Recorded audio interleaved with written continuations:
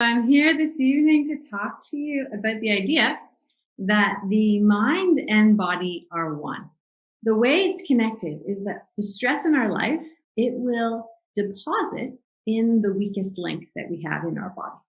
So if you have a weak link from, let's say, something like shoveling, and you have this unprocessed mental or emotional stress, imagine that that creates like a pocket where the stress can land, and things that were previously unrelated become related.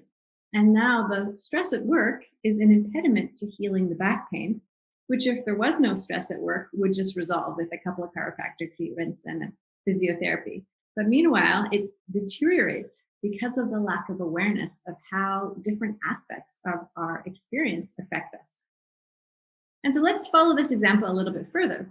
The work tension that got deposited in the back injury, well, the person doesn't realize that. They don't really have the confidence to stand up for themselves at work. They don't have the skills to really resolve that conflict. They're not able to change circumstances. And so this is like an ongoing stress.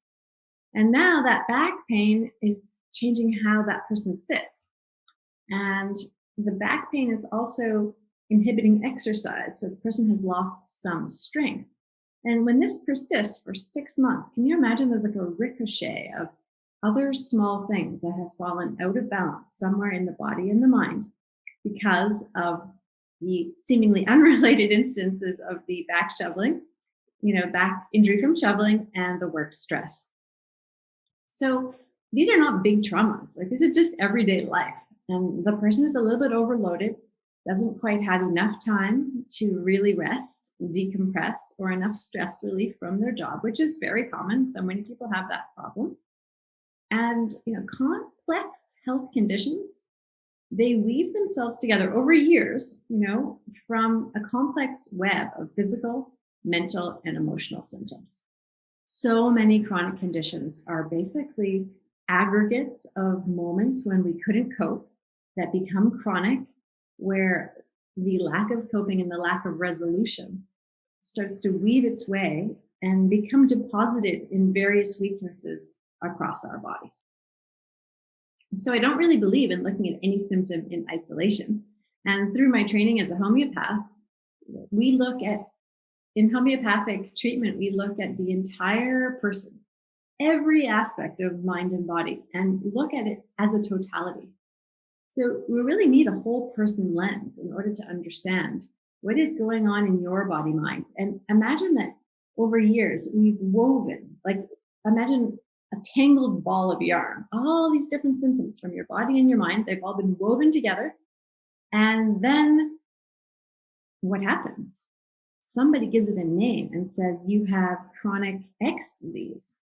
And then you believe that your suffering is caused by the name of your disease, whatever that disease is, whatever that label you've been given, without really understanding that actually you've been developing this through this complex web of adapting as best as you can, but not really back to balance over many years. So healing is a whole person endeavor that requires eliminating the distinction between the mind and the body. Go back to our example with the person who had work stress and the back injury. If there was an opportunity to look at the whole person and his or her life, we could give care both to the emotional stress and to the physical and to the intersection of the two, and the person would heal. It's very hard to come back to authentic balance when parts of you are excluded. So this happened to me so many times in my life. So I'll tell you one story. I was 17 years old and really wanted to go to summer camp. I really wanted to go to summer camp, and I'd had all kinds of chronic pain for actually years by that point. And I found a chiropractor who told me, just come 3 times per week and, you will be well enough to go to camp. And that was a little bit injurious because he wasn't seeing, the emotional pain that I was in. He was only seeing, the weakening of my body. So what that did is give me a false sense of hope that, if I just attended to the chiropractics, I would be well enough to succeed, but which by all reasonable standards, I wasn't well enough. Actually, I was supposed to be working at a camp, but I wasn't well enough to look after children at that time.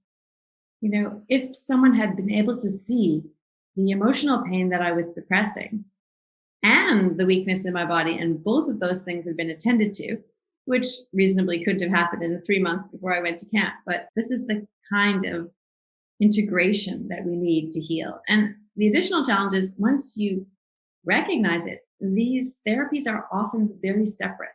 So if you go separately to the chiropractor and separately to the therapist, there's a gap between the two that people have a very hard time bridging. And that is, the passion that drives me, for the Life Transformation Intensive, because I'm helping people bridge this gap. And people actually can bridge it themselves when they have the right direction. But most people have no idea, how to do holistic case management. Because, most people don't even really understand the depth to which the mind and body are connected. So, it's a great first step to find practitioners that understand and believe in your wholeness and advocate to include all of you in your healing.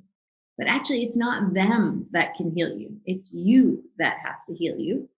And so as a result, we need to learn about, that's why I'm doing this, to try and inspire you to think differently about what's happening in your life, because the practitioners are there to serve you, to help support you. And it's you that needs to heal you, because you are more than the sum of your parts. So we need all of who you are, in order for it to work, in order for you to have that aha moment and these synapses starting to connect and starting to unwind that ball of yarn that is so tangled into things that we then name with chronic disease.